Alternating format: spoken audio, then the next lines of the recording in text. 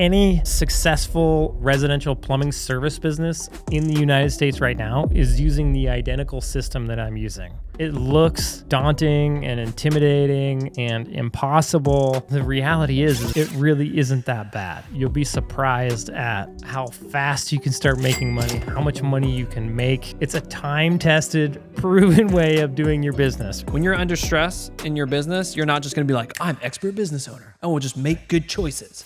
You're gonna go revert to whatever habits that you're comfortable with. Like the whole time you're growing your business, you're gonna think that the whole thing's gonna explode any day now. Dude, get used to it. Welcome to business. What's up, y'all? Jared, welcome to the podcast. Welcome to Podcast Wednesday? Yes. Yep, Podcast it's Wednesday today. Yep. And my hat's backwards. I don't like that. Can't do that. No. We tried that once. Can't look You like didn't a- last very long. No. Can't look like a doofus. I gotta protect my image. Image protection. That's what this whole episode is going to be about, everybody. Image protection. Image protection. Very muy importante. Dude, what's crack-a-lackin'? Nothing. Just hanging out, enjoying the heat. I don't really mind it. Uh-huh. Yeah.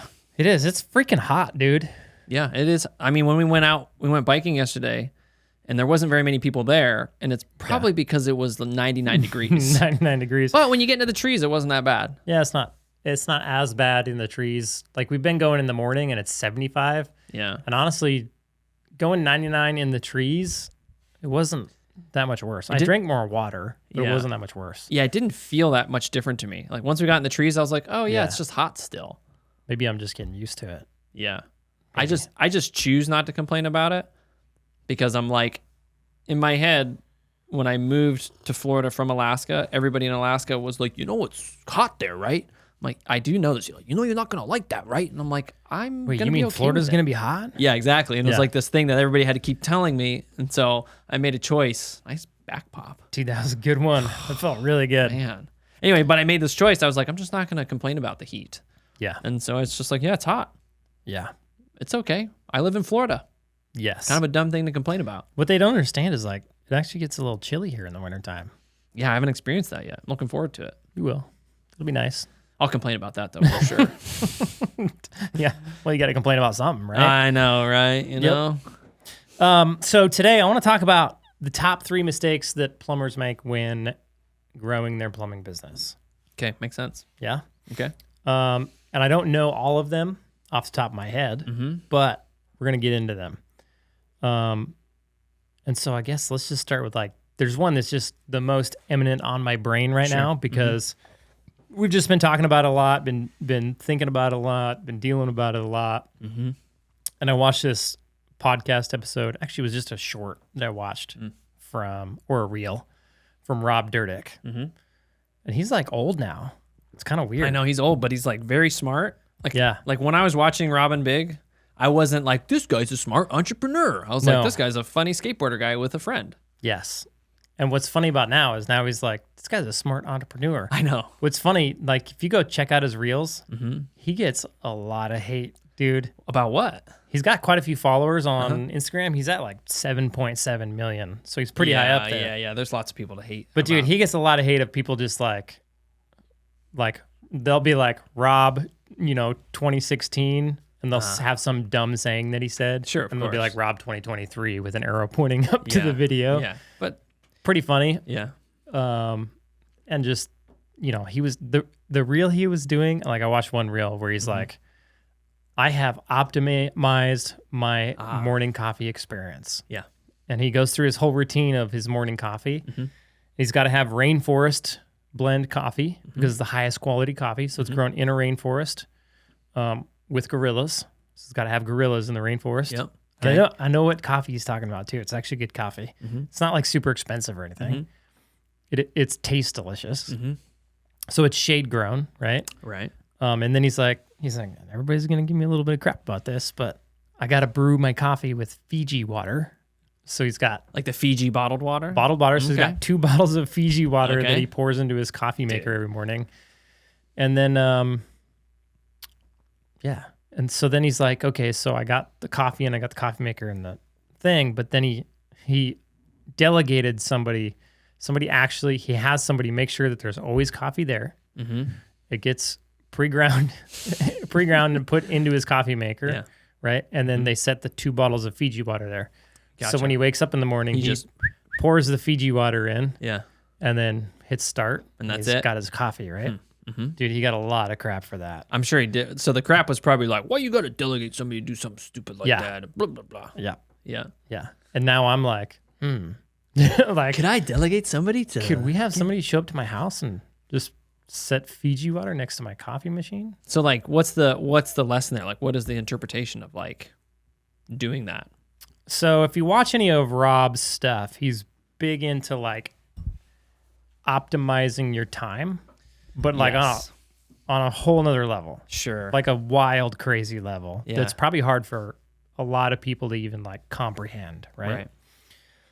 And so like, just like with his coffee maker, like he wants, number one, he wants to make sure he feels good. So he's really into eating healthy. He's really into taking care of his body. And his goal is to live like, get That's right. healthier as That's he right. lives longer. And how long does he want to live? He wants to live like 120 or something. Yeah. I remember him talking to what's that guy's name? I don't know. Well, he was talking to the guy who said the statement who's like, yo, like from 6 a.m. to 2 a.m. I do this much work, and like I've done 24 hours of work when you've done Ed Milet. yeah. So he's talking 3 to him. days in one? Yeah, 3 days in one. Yeah. I still don't understand how that works. Well, however that works. But he was talking to Ed Milet, and I think he said like he wants to live to like 120 or something like that. Like he has, or maybe 110, but he has this goal of living long, and a lot of it comes down to like probably creating good habits and eating better and better and taking care of his body to do so. Yeah, so he gets somebody to do his coffee, gets somebody to make his food for him, all that good stuff. Just optimizing his time, right? Yeah, because I mean, at his point, and even at anybody's point, like our time is such a limiting constraint. Yeah, it is. And it like- really is. And like even in your plumbing business, like you're going to be limited on your time to do certain things. Yep, and that's like one thing I see a lot of plumbing business owners make the mistake in, okay? So they're used to just going out in the field and working. So they typically, a normal plumber just wakes up as late as possible, throws his pants on, brushes his teeth, hops in his vehicle and goes to work, right? And so they're used to that kind of routine. And then they're just at work, and then they're typically stopping at the gas station at noon or stopping at the gas station in, I don't know, whenever. Break time, gas station, grabbing McDonald's or whatever. And I think so then when you go and start your own plumbing business, that like might work okay in the field. I would argue you're not going to be very effective for very long because you're going to get fat and you're not going to be very healthy and it's going to affect your performance eventually. Yeah. But once you kind of move into like, okay, I started a plumbing business and I've got a couple guys going, and now this business is relying on me to be cognitive. This business is relying on me to be healthy. This business is it's just really just relying on you. So you need to show up when you show up to your plumbing business in the best way possible, right? To give your plumbing business the best chance of success, right? So if you're showing up and you just woke up and you didn't drink your coffee yet, your Fiji coffee, and you stop at McDonald's in the middle of the day to grab some lunch, then you're not going to be performing at your best, right? Sure. And at that point, like, especially once you move out of the truck, like once you got 3 guys in the field and you move kind of into that general manager position, like your business is requiring a lot out of you at that point, right? Yeah. And so if you can hit it with the best version of yourself, Sure. you're going to have a much higher chance of success. And so like, and I think a lot of owners fail here because they'll go about their day very reactively instead of proactively, right? Because that's kind of how, like in the field, you don't kind of proactively go about your day. It's like, I got a call, I'm going, right? Right. Yeah, sure. And so they're kind of used to that. And now they really need to be a little more proactive, less reactive. And I think that starts in the morning. Yeah. Like, I think, number one, like, well, it's really just like building a routine. Sure. And building habits that help you to be successful. And I think when you build like habits, that becomes your new comfort level because we're always going to fall back to where we're comfortable. Yeah. And if you're comfortable if you're comfortable eating McDonald's and you're comfortable waking up late and not accomplishing all these things, that's going to be where you go when things get hard, because you're going to go, oh man, I just need to go back to where I'm comfortable. And so by building good habits, you start to change that level of comfort. Like, so for example, I talked with Costin about this, where it's like, once you go to the gym enough consistently, it becomes uncomfortable to not work out. Yes. Like, so when I miss a workout, I'm like, oh gosh, like, dang it. Like I'm going to regress, which is great because that means my new comfort is becoming working out. And it still sucks I still don't like doing a workout, but like once a minute, I'm like, okay, we're in it. It's okay. Now it's just like doing the hard stuff. Right. But having that baseline and establishing those habits is good. It's hard at first, of course. And I think the mistake that guys make is they set out a new habit paradigm, and then they just don't do it long enough for it to stick, and then they just regress to where they're comfortable. Yeah, totally. It's like when I used to run 100 milers, for me to stay motivated, I had to like train for a race. And so I would go train for these races, and like starting the training routine was always really hard, but then you start to get into it, and a month in, 2 months in, it's just like part of what you do. Right. And then you get to the point where you're like, you just went on a run, and like I remember going for like a 20, 30 mile run and coming home, and then my wife, Christelle, was like, hey, I'm going to go for a run, and be like, I'll go with you, right? Because running's fun. Like I started to enjoy it. It started to get easier, and it started becoming this thing that I just do. It's a part of me. And I think that's how it becomes with kind of any habit you get yourself into, whether that's waking up on time or going to bed on time or, setting aside time for things that matter, or thinking about things, or how you eat, or how you exercise, or any of that kind of stuff. And so I would just like to solve that problem, that thing is you really want to just come up with a routine of things you do. Sure, yeah. And it might seem really lame at first, but I think when you start seeing the benefits of the routine, then you're going to be pretty happy with it. What do you think about this? I was thinking about this statement. I want you to hear your thoughts on it. Like, your business is an extension of who you are. I think so. Because I was thinking about sort of a lot, I think your success comes through because people trusted you early on, and because you manifested characteristics that they said, oh, this guy looks like he's doing things. And so as you were learning the systems, because you didn't have the blueprint just given to you, you still had to learn and adapt to get through it. But guys still trusted you because you gave off an aura of like, oh, I'm a trustworthy guy, and I'm going to work really hard. I'm going to make this work. And so it's like that, your business became very much an extension of your character and who you are. And you still do it to this day, where you're like, no, I want my business to have guys that are paid well.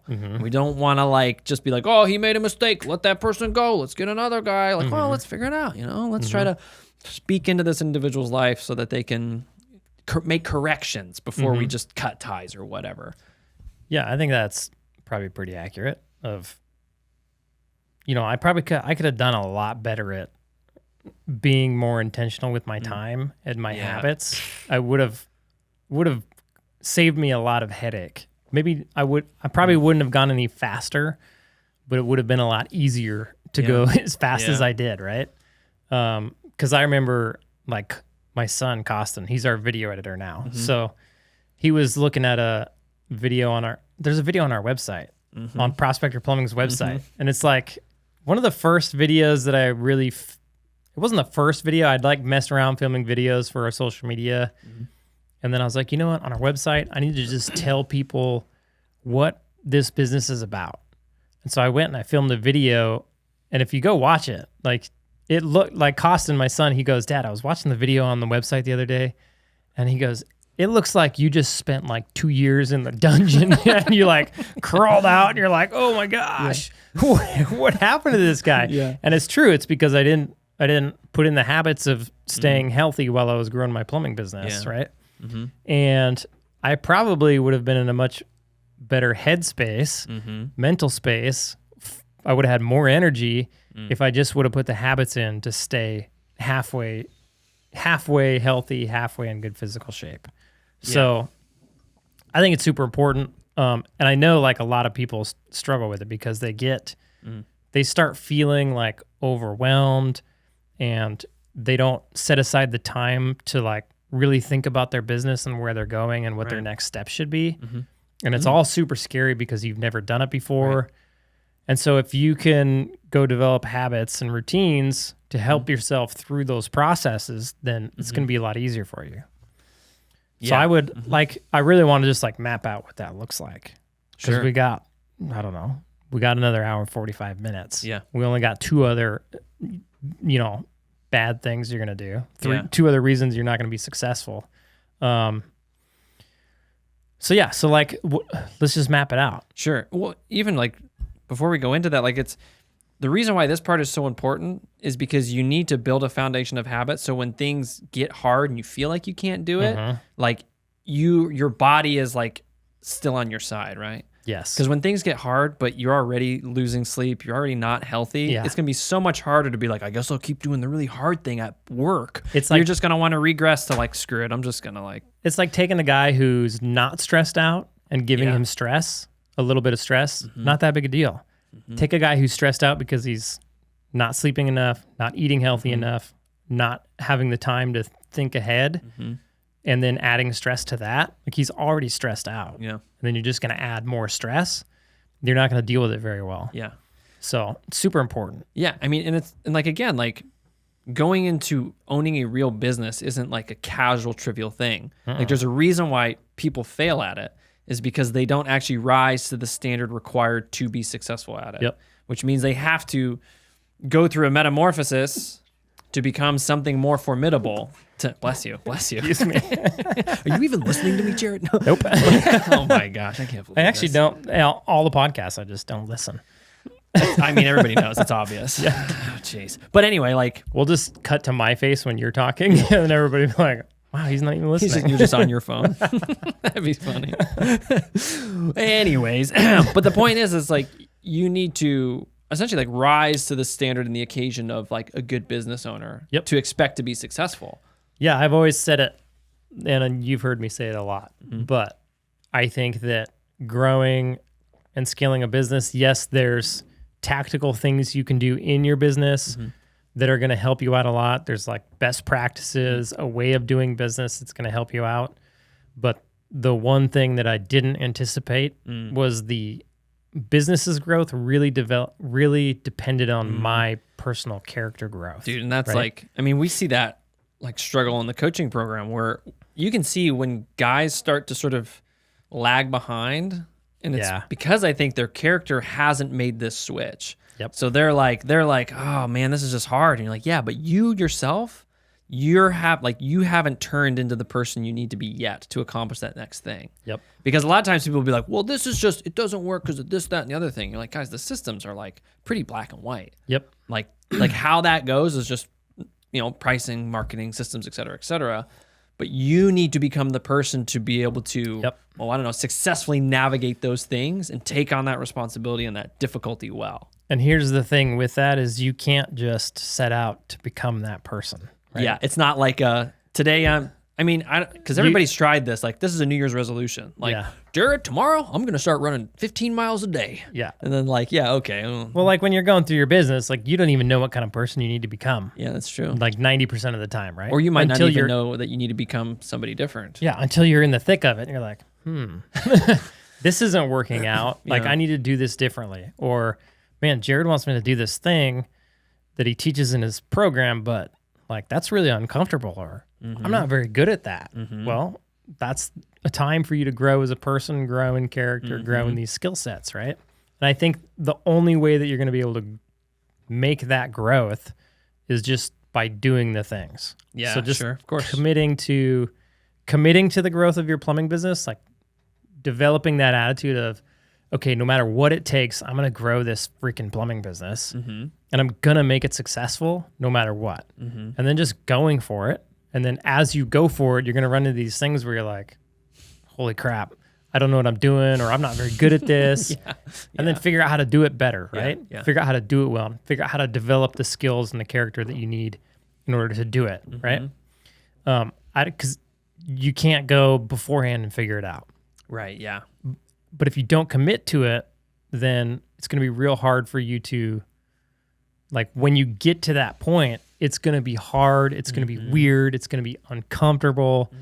And if you're not committed to it, you're going to slip back to where it's more comfortable. Yep, you're going to slip back to that comfort and you'll zone. stagnate in your business, or you'll give up altogether. Yeah. Right.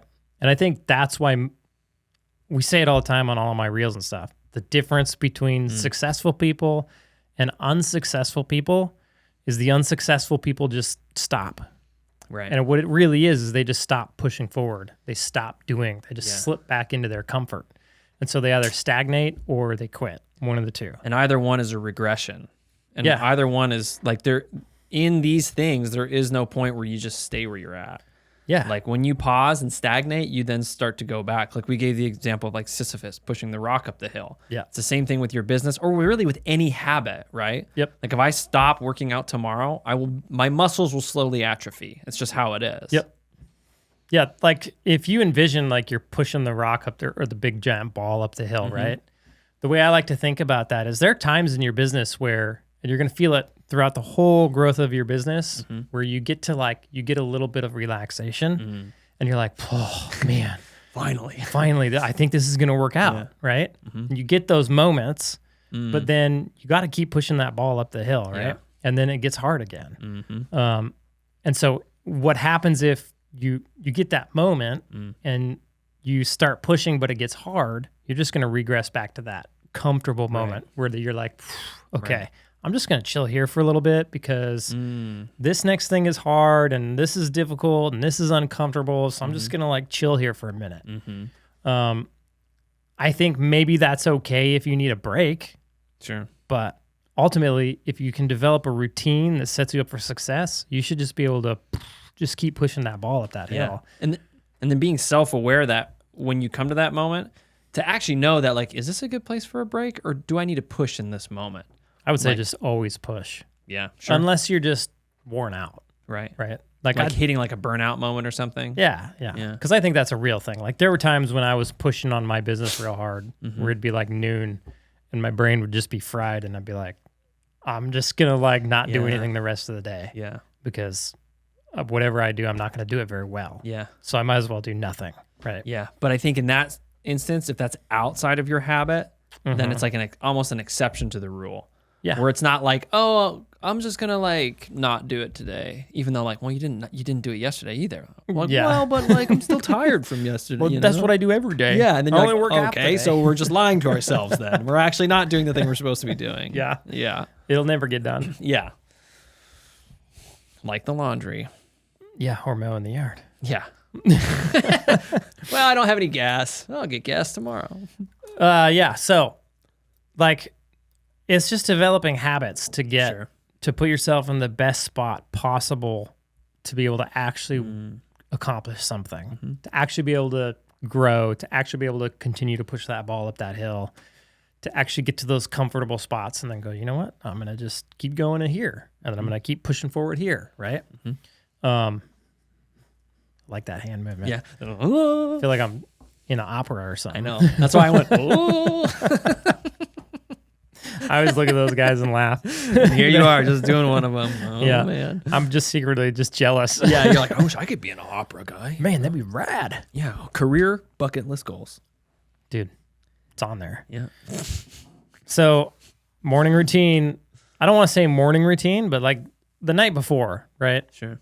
Number one, like when you're growing your plumbing business, don't be afraid to dig into it in the afternoon or on the weekends. Right. Like maybe not go work in the field, but work on your business. Like when you're first starting out and you're having to go produce revenue because the business needs you to produce revenue, then go produce revenue. And then in the afternoon, on the weekends, go work on your business. I know you have a family. I know, well, maybe you don't have a family, but you know, a lot of us have families. That's probably part of the reason we wanted to be in business in the first place was the freedom and then to be able to provide for our families better. But it's like if you don't take that time to work on your business, then you're going to have a hard time getting out of the truck. Right. Right. So you're just going to have to find time to work on your business, whether that's, you know, in the afternoons after dinner or before dinner, if it's Saturday morning, Mm-hmm. Saturday sometimes, Sunday before church, Sunday after church, whatever. You got to find that time to like actually work on your business, like in the beginning stages, because you have to work on it at some point. And if it's required of you to be out producing revenue, meaning you need money coming in, like I don't have enough money to not go out and actually work, or I know I need to get marketing going, or I need to get software going, or I need to buy more vehicles or whatever. And to do that, I need to go work. Well, by all means, go work as much as you can, work 8 hours a day, and then go work on your business nights, mornings, weekends, whatever. But make that part of like your habit. Just schedule it in your day. Right? Sure. And just know it's not going to last forever. It's likely going to last for a very short amount of time. Yeah. And you'll get way more done just setting aside a little bit of time each day for it, right? Would you recommend like when you set that time aside to be very specific with like, I'm going to do this task because then I can complete this task that's going to push this forward? Maybe I would do it by time in that instance, just because I would want to make sure that, I mean, if you do have a family, you have a family, right? Sure, yeah. You can't just ignore them all the time. Yeah. So I would want to just set a set time. Yeah. And I would just tell like my wife, hey, I got to work on the business and in it right now. It's only going to be a few months, maybe 6 months maximum. So I'm going to just carve out a couple hours before we go to bed to just get some stuff done. And then that way you can say, okay, this other time, this is set aside for my family. Yeah. And then you can be real intentional there with your family. And that's going to make that extra little bit of time you're spending on your business not as big of a deal, because you're actually being intentional with your family, right? Which is something you probably haven't done in the past. So they'll appreciate it, right? And I think this is even like, let's see, this is like an important thing to think about too, is just intentional time. Like, let's just take a slight dogleg in the conversation to that intentional time with your family. Because realistically, I'm speaking from my own personal experience. Like, I look at my phone more than I should. Oh, yeah. And so, like, the time that I'm around my family isn't necessarily intentional with my family. Yep. And so that's one habit that I can change. And I can be like, okay, well, I'm just not going to be on my phone on Saturdays in the afternoon. During your time that's intentional with your family and the time that you're supposed to be working on your business, just turn that stupid thing off. Yeah, and then just exist with your family. Yeah. Because here's the thing is some guys will be like, well, and myself included, right? Like, oh, I don't have time, right? And we always like to say, we've been pretty good about changing our language about that statement of, well, I don't have the time. We always say, well, I have yet to make the time. I haven't made the time to do this.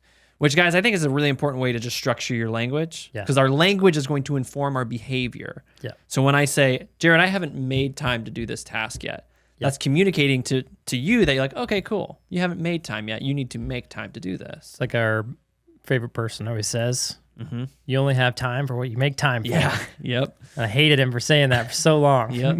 But it's true. It is true. Yeah. Yeah, because there's an excuse underlined in the sentence, oh, I haven't had time yet. It's like, well, you haven't made time. So when we're with our families, kind of boils back to like Rob Dyrdek, right? Sure. He has made more time by having somebody else go put his Fiji water by his coffee thing. You can make more time by clicking off your phone and putting it away. And so when you go to your wife and you're like, hey, I got to spend an extra hour or two on Saturday, but here's the thing. When I'm with you and I'm with the kids, like I'm all in. Like I'm not going to be splitting this attention between my phone and you guys. Because it's such an easy thing to do. And it's like, I think it's a habit that is just toxic to your growth as a business owner and as a father and all these things, right? Yeah. Because we want to be with our kids and with our business so that we're actually getting stuff done. Because then we can just waste all that extra time away and then it's even more discouraging. Yeah. And if you're just starting out, you should set like stern business hours where you do not take phone calls, text messages, emails outside of those business hours, right? Maybe you could do your emails, but like if somebody's calling your phone and it's after business hours, unless it's you screwed something up today and you got to go back and fix it, like don't answer that phone call. That customer can wait. Just for the sake of your own sanity, right? They can wait. It's not going to be that big of a deal. You may lose one or two customers over the course of your lifetime, maybe. Right. But most people will understand, like, oh, he has business hours. Right. Right. You have to set your boundaries Right. somewhere. Or else you won't have any boundaries, and Yeah. your life will be interfacing with your customers or whomever Your life around the clock. Your life will be work. Yeah, And that's sure. it. It'll be nothing else. Yeah. Right. Yeah, I think that's super important. Could you walk us through maybe just like a couple practical things that you can be working on in the early stages of your business, the middle stage, and perhaps the quote unquote end stage? Yeah, I mean, in the end, you don't really need, even in the middle, you don't even need to work on your business after hours. It's really, I think, just in that very beginning stage, it's like, okay, you're limited on time. You only have time for what you make time for. Right. You have to be out in the field producing revenue for your company. Mm-hmm. So that means during the day, you have to be out taking jobs, doing work, billing the customer. And you need to do that until you get probably 3 guys out in the field. And then you can pull in and be the general manager. Like at that point in time, your business needs leadership, right? So they need you to kind of play that role. But it's not necessarily a full-time role. Right. So then you can use that time there to go to be the general manager and work on the business, right? You're kind of playing dual roles there. Right. You are general manager and the owner, and you have time to do both there, right? So it's really just in that beginning phase where you need to put in maybe some hours after work, before work, weekends, whatever, just to help you get to that next phase of business, right? So maybe like for the guys who are in that stage, because now they're going to be like, okay, well, I got to wake up early. And if they don't know what to work on, what should they be working on in that hour or 2 or 3 or however many they set aside to work on their business outside of just doing the work? Yeah. So, I mean, they can work on figuring out their pricing. Sure. Right? They can work on getting different marketing things going. They can work on making social media content for their business. They can work on, getting their name and logo rebranded. They can work on, getting their price book built out. Sure, yeah. They can work on getting on Service Titan if they're at that point. Like they can work, there's always stuff to work on, right? Yeah. They can work on getting a CSR hired, getting, a job description for a CSR. They can work on getting, a job description for a technician, or they can work on like figuring out how they're going to hire more technicians. Like you got to get more technicians. So what's the game plan? What's your plan? You can work on getting more vehicles. You can work on getting those vehicles wrapped. You can work on buying more tools for those vehicles. You can work on finding a shop for your business. And some of that stuff's going to happen during the day. Sure, of course. But there's a lot of it that you can work on at nighttime. And you can even make a plan. Oh, tomorrow I need to address this issue. Yeah. So I know that I need to take 2 hours tomorrow to go and get that vehicle. Yep. Right. So you can block yourself off. I can't take a job then because I need to do this. And one thing you can do as well is like with a lot of those steps you're going to have to take and a lot of the communication that happens between you and somebody else, you can just tell them, hey, I want to communicate through email, and then just don't check your emails until it's email time. Yeah. And then go in and check your emails. And it will take you a little longer to communicate because they're likely going to email you and you're not going to see it till the end of the day. And then they're not going to see it till the next day. And then you're not going to be able to respond till the following day. But it'll save you so much headache when you're like actually out in the field trying to produce revenue. Right. Because like at that point in time in those beginning stages, the number one thing holding you back is likely money, right? Most of us aren't sitting on a pile of money. If we were, we would just skip that whole stage, right? We just go buy 3 vans, hire 3 guys, do some marketing, or throw some branding at it, and but bam, get to work, right? Yeah. But that would take like, probably $300,000-$400,000 to get to that point. Yeah. And most of us aren't sitting on $300,000 to $400,000. So what should I do with this? right. Yeah. So you need to go like be actively earning that money so that you can then go reinvest in your business. And you have to stay actively earning money until you have 3 guys out in the field, because that's how you're going to generate like the revenue that you generate personally for the business is the cheapest revenue. Yep. Because now you're not having to pay a tech and an owner, like you're paying both of them and they're out, they're out generating revenue. Right. So yeah, it's just until that point. Right. Yeah. Cool. So that's helpful because it's not like a thing that you're always going to have to be doing. It's a seasonal thing. Seasonal. But even just having this idea that like Because I think sometimes it's easy, as you said early in the conversation, to just wake up and go to work and not have this time like, okay, well, there is no reason to expect anything to change in your business if you don't start altering your habits to support the change that you want to see. Yep. So you need to carve out time so that even if you're not 100% sure of what to do next, just having that time to learn what to do next can be important. Yeah. Or to like, man, carve out, like if you really don't know anything, then like carve out time and like read a book on business, read a book on leadership, read a book on finance so that you can be like, oh, I'm learning new skills that will help me get to the next stage of my business. Yep. So if it was me, I would start at night. I'd make sure that I'm going to go to bed on time for whatever time I need to wake up. How many hours of sleep you get? How many hours of sleep do you need, right? Let's start there. 15. Like, how many hours of sleep do you need to perform at your best the next day? And then make sure and block that off and say, okay, I got to go to bed at this time and I got to wake up at this time, right? And that'll be dependent on, are you going to do some work at night? Or are you going to try and do a little bit of work in the morning? What's your morning routine look like? How much time does that take? But it starts with going to bed on time, right? So then I would go, okay, I'm going to sleep between this time. And then I would go to the morning and I would encourage every single person who's in business to wake up with enough time to have some time to yourself, to have some time to, if you want to exercise in the morning, I would exercise. If you want to exercise in the afternoon, that's fine. Just make sure you block it off. Make sure you actually do it.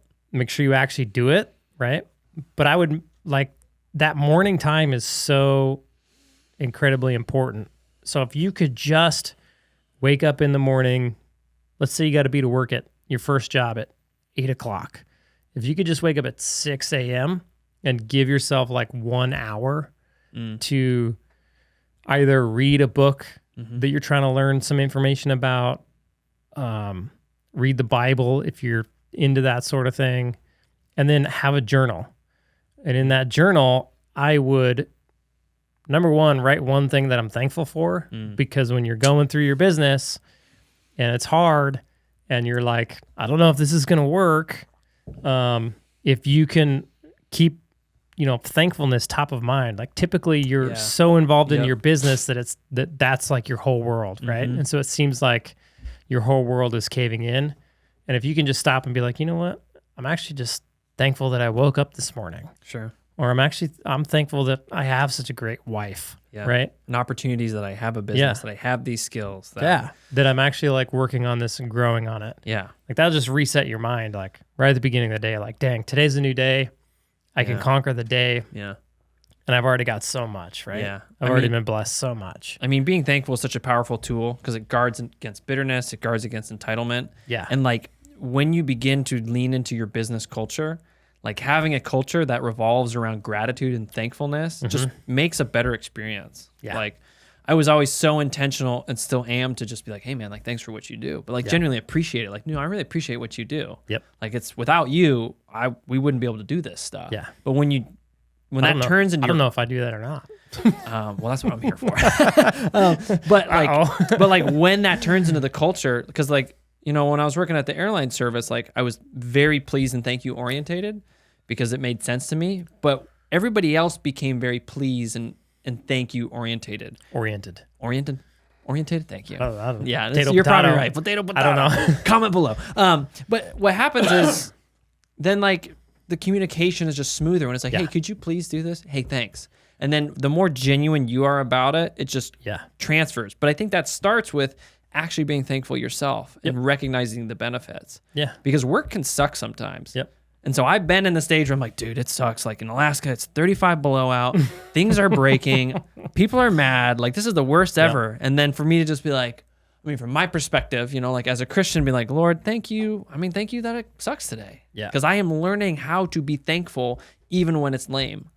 And that is a skill that like, if you can practice that skill, then that's a very powerful tool in your toolkit for you to be able to be thankful when things are not really going your way or when it gets hard. I agree.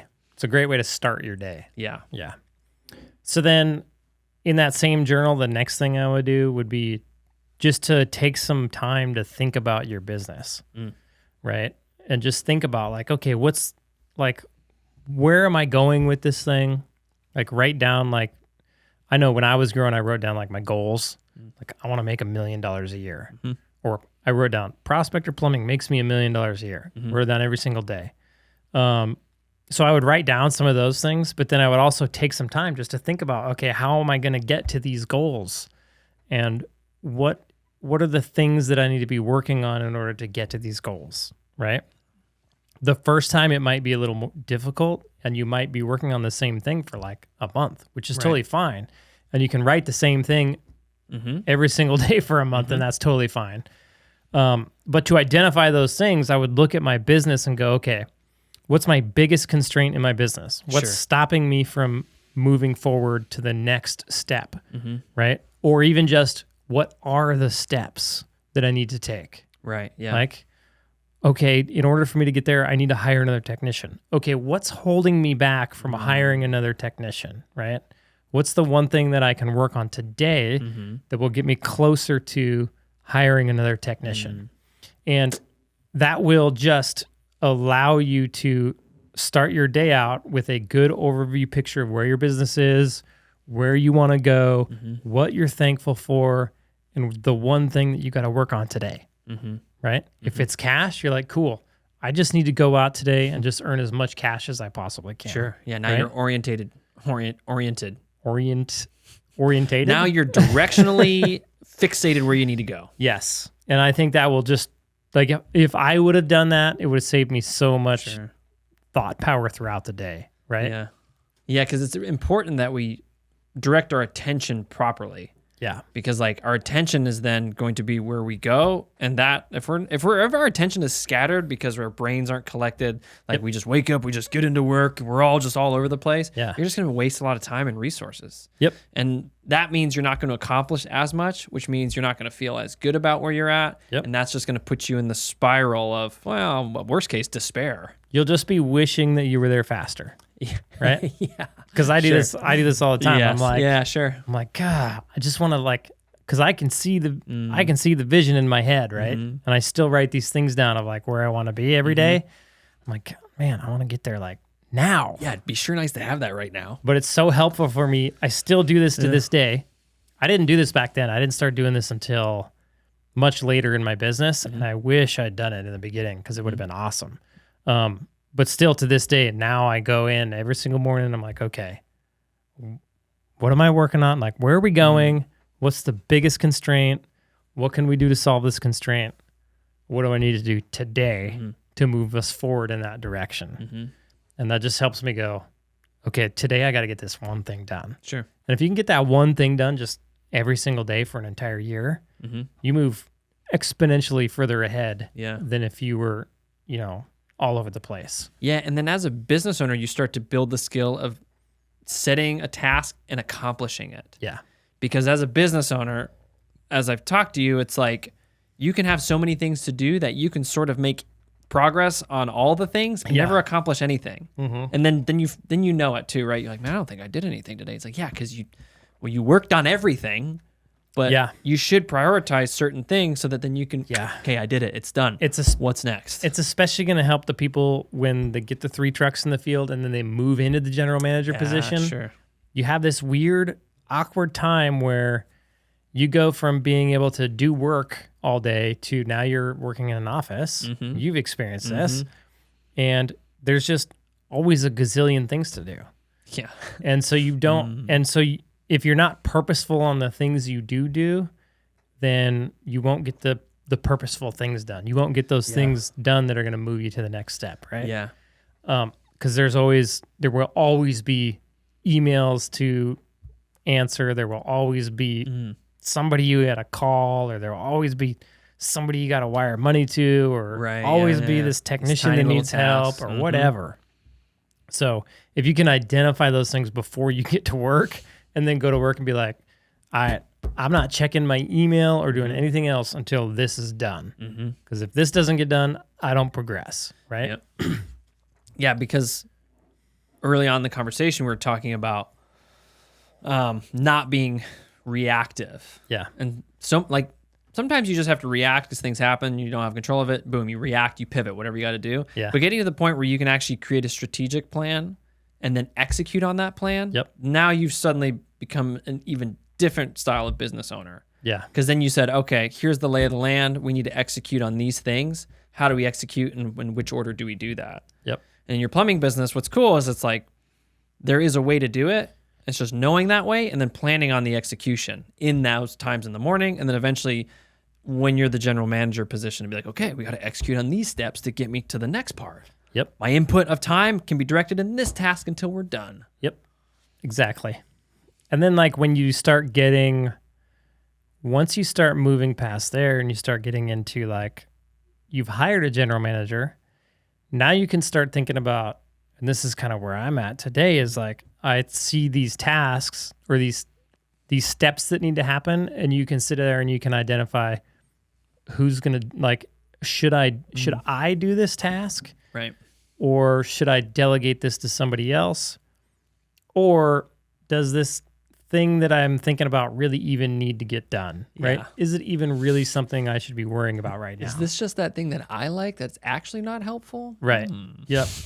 So like I remember when I hired my general manager and the business was messy, right? Because we grew so fast, which I think is the way you should do it personally, because if I would have tried to control the mess, I would have put these systems in place to control the mess that I would have just ended up having to change anyways, because they wouldn't make sense at a further scale, right? Yeah. So like I would go create mess and then clean up the mess. Create mess, clean up the mess, right? And so I was going back and cleaning up the mess, and I was finding myself in this situation where it's like, okay, I got like a gazillion things to do. And so I would write a list of all the things I needed to do, and then I would go say, okay, I actually put it in a spreadsheet at this point, and I would say, because I was starting to get comfortable with spreadsheets, get more used to the computer, and I would create checklists of like, am I going to do this? Am I going to delegate this to somebody else? If so, who am I going to have do it? And then do I actually even need to do this? Right. Or can I automate this? Right. Like, can this thing be automated in some way, shape, or form? So you need to start asking yourself those questions at some point in time, because you'll have like, okay, I need to move forward in this step, but now you have, it's not just you have some resources under you. You likely have a couple CSRs, a general manager, and all those people can kind of help you do things in your business, right? You can leverage their time to accomplish the goals. Yes. And that's what you're in business doing. You're leveraging other people's time, right? Yeah. Yep. I mean, it goes back to the Rob Dyrdek example that for him, it's valuable to have somebody set up his coffee maker. Yeah. Set his 2 bottles of Fiji water there. So all he's got to do is pour it in and press start. Yep. He looked at it and he ran through that same matrix. Like, yeah, I definitely need this, but I'm not doing that. I wonder why they don't just pour the water in the coffee pot. Because it might get stale, you know, when you Maybe. open that bottle. I don't know. You better comment. He wants it fresh. Yeah, very fresh. Maybe. I don't know. I kind of get that. I like fresh coffee. Yeah, me too. I like fresh more than not fresh. I think that goes without saying. Yeah. When I like my steak not fresh. Yeah, I like it old and gross. When I was young, I was living with a bunch of dudes. What we'd do is we'd make a pot of coffee, and then instead of making a new pot of coffee, because we're trying to save money, you know, trying to be very conservative, we'd take that, whatever we didn't drink, and we just run it through the old grounds again. Oh, and then we just drink that second No, coffee. that's so gross. Dude, it was savage. That's nasty. But we're like, whoa, this is efficient. This is saving money. Doop, doop, doop. And then would you add a little bit of fresh grinds? No, man. We would just literally go like, oh, because we brewed like whole pots. Yep. And then it'd be like, oh, man, well, I'll just make a new pot. I would take the pot out, and then I would pop the back open, pour it in there, put the now empty pot in the place, close the lid, fire that sucker up. Just second ground through, and it's like you're taking coffee from yesterday, putting it through grounds from yesterday to drink the result. You would pour the coffee in the water section. That's so gross, dude. And then run it through the old grounds, and then put a bunch of hazelnut flavored creamer in it, and then go start up the car and leave. Go to work. Carve out a little hole so you could see, because it's super cold. Yeah. No thanks. Take a piece of cake. Eat that for breakfast, dude. Yeah, Brennan, you take a piece of cake. No way. Fun time to be alive. I wouldn't be able to survive. Yeah, I know. Okay, so like you can do all those things. That's going to help your brain space a lot. Yeah. Number one, you're going to be getting a lot of sleep or enough sleep to where you can actually function. And I would say guard that sleep. Oh, yeah. Just everything is going to want to take that sleep. No, you have to guard all of this. True. Like you have to guard it with your life. Yeah. Right? Sure. Because if you could just do those few simple things, it's going to set you up for a lot of success. And it's going to, like, again, we're talking about building habits so that when things go screwy, your baseline is these habits. Yes. Because that's what you want. Yes. Like you want to go on vacation and be like, I can't wait to get back to my habits. Yeah. Yeah, because this is weird not doing those things. Yes. Like I don't even like going on vacation now because I like my routine so much. Yeah, I know. Because it's like I've done it for so long. I've done a form of my routine for so long that I'm like, I don't want to go on vacation because I just, whenever I'm on vacation, I'm like, I want my routine back. And the other image is like, think about how guys like train for the military, right? It's like they train so that when they're under stress, they do a particular thing. There isn't this thing where you're like, suddenly I'm under stress and I'm just going to be really good at like fighting. It's like, it's the same principle. Like when you're under stress in your business, you're not just going to be like, I'm expert business owner. I will just make good choices. Right. You're going to go revert to whatever habits that you're comfortable with. Right. So it's about building comfortability with these new level habits. Yes. Okay. We've got sleep covered. We've got your mindset getting in the right place in the beginning of the day. Mm-hmm. You know, figuring out what those things are that you need to work on to move your business forward, setting aside the time for those things, but then you also need to be eating properly throughout the day. Sure. And this is a tough one. Like if you're married, it's probably easier. Hopefully your wife makes you food, makes you lunch. Hopefully maybe you can talk to her if she doesn't. She can listen to the podcast. Yeah. Tell her Jared said, you got to make me lunch. Sorry, Jared said. I mean, that's why I got married in the first place, right? No, but some wives work. So yeah. And there's kids and there's tough. a dance, there's right? Kids, there's a dance. There's a dance that needs to happen. But if you can be diligent about making food that's just wholesome food. Yeah. If you can just eat wholesome food and then pre-plan like what you're going to eat the next day and not go to McDonald's and not stop at the gas station and not put junk in your body, then you're going to be able to be way more effective when you're at work, right? So the way we did this when I was in that situation is we would make really big dinners so that we could just eat leftovers the next day. Right. And so like I would wake up in the morning. I don't know what I ate for breakfast back then. Probably eat eggs or something. Make myself some eggs before I went to work. Now I just eat whole like Greek yogurt. Is that what I eat? Yeah, plain Greek yogurt with a little bit of granola in it and some honey. That's a pretty decent breakfast. And then you can eat leftovers for lunch, and then all you have to do is make that one meal. Right. And my wife was really good about just like, she would go to the grocery store and just buy a bunch of meat. So she'd buy a bunch of chicken, a bunch of beef, really just chicken and beef, sometimes ground turkey. Sure. And we would typically make like a meal that was like rice, vegetables, and meat. And that was it. Yeah. And so you'd be eating rice, vegetables, and meat for dinner. And then you'd wake up and have eggs or Greek yogurt or whatever. And then you can eat leftovers for lunch. And in that way, it's not a super big headache. It's relatively easy to cook. And you're eating healthy, right? I think what's funny is most guys probably just would love to just have meat and vegetables all the time. It's so, yeah. I get tired that of way. it. I like just having the same stuff all the time. I just want like Mexican food or Thai food. Yeah. That's what I want. Yeah. But yeah. But the point is it's funny because it's like how much that we don't do that step because it's so convenient to eat crappy. Yeah. And like, there's always a calculation like, okay, well, if I don't make all this food, I can sleep longer because I'm tired. But then that goes back to you're not sleeping enough in the first place. So fix that issue. Yeah, and if it's like, I don't have time to go to the grocery store and make all that happen, make time for it. Yeah, make it part of your routine. Yeah. Or Instacart that crap. Yeah, because or like whatever. Because even as you're building this business, if you build this business and at the end of it, you're like, your life sucks because you're unhealthy, you're not eating well, you're super stressed out, you don't have any routine, like your family is distant to you, you're coping with all these other things. Yep. Like, then what's the point of the whole thing, right? And it's going to be way harder to grow the business. Yeah, so it's like you need every advantage that you can give yourself. So give yourself every advantage.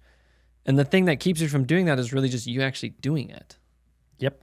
Yeah, just make it a habit. Just like the rest of the stuff we talked about, just make that a habit of your everyday routine. Okay, I'm going to eat healthy. Maybe have a cheat night. Like we always did, Friday night was family night, so we'd have a cheat night. Yep. We'd all go to the store together. We'd all get whatever we wanted. I'd usually get frozen pizza and ice cream, and that was our cheat night, right? And we'd go home and watch movies for family night. It's actually way nicer because like I've been eating a lot less sugar, like kind of intentionally, probably pretty intentionally. But then like when it comes to like Sunday, like at church we have coffee hour and there's usually just like nothing healthy there. Yeah. But I'm like, I'm gonna have some donuts. But since I haven't been like eating donuts the whole week, I'm like, what are you talking about? You brought me donuts the other day. Well, whenever I'm in town, it was like Wednesday. Yeah, it's different. Like, hey, I went to the DMV. The donut shop's right there. What am I gonna do? Not go to the donut shop? Never. No. Yeah. But the point is like when you abstain from these things, then when you do have that time, you're like, oh, I'm going to eat these things. It's not like a real, it's a deviation from the pattern. Your baseline is still health. Yeah. And then there's this exception. Yeah. If you don't have kids or maybe you're not married, you're a single dude, I would order pre-made meals. Sure. That's what I would do. Yeah. I've been ordering my breakfast and lunch, comes to me every Saturday morning. It's prepackaged, never frozen. Throw it in my fridge. It's all organic, no sugar, gluten-free, $140 a week. You could have your breakfast and lunch just ready for you. And then like you could do $200 a week and then you got breakfast, lunch, and dinner. Yeah. All just ready. Just grab them, chuck them in the microwave or in the oven or whatever, warm it up and bam, boom, bam. Yep. If I was a single dude, that's what I would do. Yeah. Then your budget is really consistent with how much you're spending, and then you know you're getting the nutrition. You don't have to go to the grocery store. You don't have to cook anything. Like talk about optimizing your time. Yeah, sure. That's how I would go. Wow, what a world to live in. I mean, that's kind of how I live right now. Yeah, I know. I'm thinking about that. I'm like, man, that makes a lot of sense, you know? It's pretty cool. I still eat yogurt for breakfast, and then because they're only 500-calorie meals. Yeah. So I'll eat yogurt, which is a quick meal. Yeah. Just put some yogurt and granola and honey in a bowl and mix really it together, easy. right? Yep. And that's a lot of protein. And then I'll eat like breakfast like an hour later, and then I'll eat lunch. Yeah. And then whatever gets made for dinner, I'll eat dinner. Yep. Yeah. But the point is it's healthy stuff. You got to eat healthy. Yeah. If you like, I mean, honestly, guys, like everybody listening to this, like you have to. Like there's no exception to this rule. The thing is, you're gonna put all that time and energy and attention into building your plumbing business so that you can have freedom to go do what you want to do and the money to go do what you want to do. But if you get there and you're all fat and ugly and unhealthy and you can't even get off the couch, or your body hurts because you just physically can't keep up with the work at the level that you want to. Yeah. Number one, it's going to be way harder to grow your business. Number two, you're going to get to the point where you grew your business and you're going to have to like go put in a bunch more work and then develop the habits then. So like, why not develop them now? And then you get the benefit of it makes it actually easier to do what you want to do. Yeah, and let me reframe it this way too. It's like, why not use this opportunity of building a business to like actually make you do the things you know you should be doing anyway? Yeah. Like a lot of times we don't go to the gym enough or we don't eat healthy because we don't have a reason to other than, well, I guess I'll just be healthy. Yep. But if your reason is, no, I want this business to be successful fast and I want to apply myself, be like, well, if I have to do that, I just have to like take care of myself. Yeah. So I got to eat healthy and I got to sleep more. Yeah. So you're hitting many birds are dying with just one stone.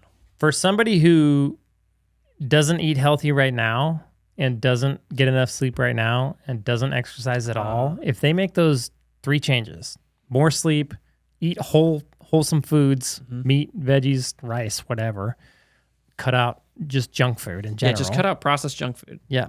And then spend some time working on your mindset and exercise just a little bit. Dude, you're going to be a whole new person mentally. Yeah. Like you don't even know the difference it'll make in your life. Sure, yeah. It's unreal. That'd be crazy. So do those things, make those habits, stick with them long enough, be disciplined long enough to make it be a habit in your life. I kind of think that this is just my theory that I'm just thinking of right now, because everybody's gonna be like, well, how long do I got to stick with it? And I would say like stick with it until Like you'll know because it'll feel weird to not do it.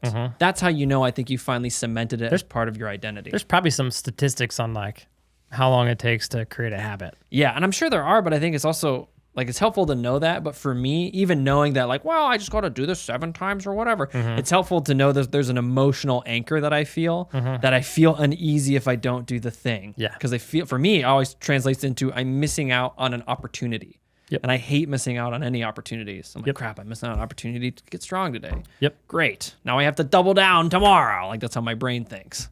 Yeah. Cool. So are we on point 1? That was point 1. Nice. Number 2 that I see a lot of business owners make, or new business owners or people trying to grow their plumbing business, is that they overthink the little details, right? In the very beginning. Now, do you need to start thinking about these details at some point in time? Yes. But when you're growing your business, like I'll give you this one example. The way your CSRs answer the phone and book the calls and handle all of their CSR duties is extremely important, right? You're paying for these leads, you're getting them into your business, and if they mishandle that call, you're likely losing leads, right? Super important. Now, the less leads you're getting in your business, the less important that is, because it's just, if you've got 10 leads and you drop 10%, you're only missing 1. If you're getting 1,000 leads and you drop 10%, you're missing out on 100. That's a way bigger difference, right? And so I think like a lot of people, they'll like listen to this podcast, or they'll go watch Tommy Mello give a talk, and they're like, you got to be nailing down your CSR department. You got to be hitting, this booking rate and all this stuff, which he's not wrong. Sure. But there's a time and a place for that. Right. And so you need to recognize in your business, like when there's a time and place for that. Right. And it kind of boils down to like spending that time in the morning and thinking about your business. Like that'll help you out a lot, because you're going to go, do I really need to worry about this right now? Yeah. Probably not. This other thing is probably more important. Yeah. It's going to solve my biggest pain point right now. So I'll probably wait to work on that. But what a lot of people do is just go chase all these things, and it'll stop them from doing the things that they actually need to be working on. Yeah. And it'll just stress them out. Sure. Like the whole time you're growing your business, you're going to think that the whole thing's going to explode any day now. I was talking to a guy yesterday, and he's like, he had to get rid of a technician because he was just doing dumb stuff, and which put him back in the van. And then he just hired CSR, and he's onboarding with Service Titan. And he was like, everything's happening. And he was like, I don't know if I want to hire another guy because I just got so much going on, and I feel like the whole thing's going to just explode or implode, right? I'm like, dude, get used to it. Welcome to business. Yeah, welcome to like the next couple of years of your life. Like it's going to be really scary and unfamiliar until you get familiar with it. Yeah, do you think that like your plumbing business making $1 million is just going to be like a simple walk in the park the whole way? It's just like, Yeah. I mean, it can definitely be easier than some people make it. That's for sure. Yeah, of course. But you're building this system of the way just things working, like just that simple system of like you doing advertising, a customer calling your business because of your advertising, your CSR booking the job on a schedule, and then your technician going, oh, I got a job, and going and doing the job and billing it out, and then money going into your bank account, right? And then it starts over. That you take that money, do some marketing, and you start the system over again, right? If you haven't done that a lot, then that system is like uncomfortable, right? Because you haven't done it. But the more you just see that work, it's like, I'm going to call it like a process. Should we call it a process? We could call it a system. The more you see the process work, right? Yeah. Like you put this process in place, and it's like, is this going to work? Right. Is this really going to work? Because as soon as like something happens, like you got to lay off tech, and now you're out in the field, or your CSR drops a call because she said something stupid, or you got a customer that left you a 1-star review for some dumb reason.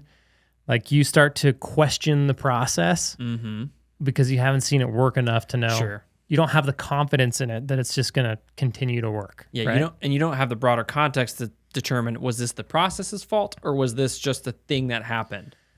Yeah, and I think I would say most guys aren't even asking themselves that question. Sure. Is this something that I need to fix in the process, or is this just a byproduct of doing business? Yeah, because that takes the ability for you to turn on your business owner brain to like, especially if you're in this position where the guy's back in the field, there's a lot of stress, and to be able to like calmly look around and then like step back a little bit mentally and be like, okay, what is really the problem here? And where should I direct my attention? And that's where like pulling back in those morning times and writing down in your journal is super so crucial. important, because you can take the time to be like, okay, let me look at my business not from inside it, but let's look at this like bird's eye view. Just imagine your business and you're just looking at all the different pieces and how they all fit together, and you need to make it work better, right? So what do I need to do to make it work better?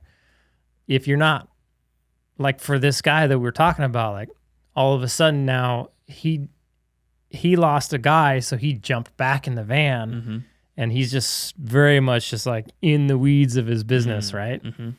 And so his ability to think on it was tough. Yeah. And I get it. It's super hard. Like he's probably out there, swapping a water heater, taking a call from his CSR, wondering what to do in this situation. Service Titan has an email waiting, whatever. You need to be on this Zoom call in 2 hours. But I gotta finish this water heater. And he just hired a CSR, so his guys are still used to calling him, so he's still getting phone calls. Crazy point, yeah. It's wild. And so for him to take a minute during the day and think about his business would be really, really tough, right? Yeah. So to do that in the morning and determine those things, it's going to set you up way better. Yeah. But it's like worrying about details, worrying about little things that you probably don't need to worry about. Yeah. Like for that guy in that situation, if his CSR was dropping 1 out of 10 calls and he's only getting like 20 calls a week, so they're missing 8 calls a month, but they're handling, that's a lot of math. You're handling a lot of them. 140 some, we'll call it. 136. Okay. Bam. 136 calls a month, and you're dropping a few of them. It's probably not that big of a deal. He's probably got there's probably other fish in the pan, right? Yeah, for him it'd be like, I need to get another tech. Yeah. Because I need to produce enough revenue out there so that I can not go be back in the to what he was field doing before and actually play general manager, business owner, and start wrapping all this up so I can grow more, right? That'd be a better use of his time.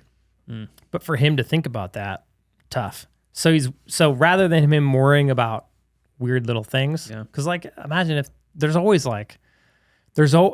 no matter where you're at in your business, there's 1,000 things you could go fix, right?